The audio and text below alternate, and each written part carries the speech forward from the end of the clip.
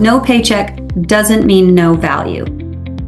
Here's what a stay-at-home parent actually is worth on paper.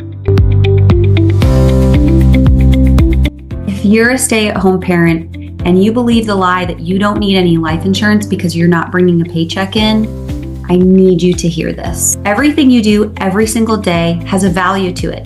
Childcare, housekeeping, laundry, homework at 7 o'clock at night. That's like tutoring, right? Everything you do adds up and has a cost to it. So that if your family had to replace all the things that you do in your home, it would be over $180,000 a year. That's not a guilt trip. That's math. And it's the exact reason why stay-at-home parents need coverage just as much as the parent outside the home making a paycheck, sometimes even more.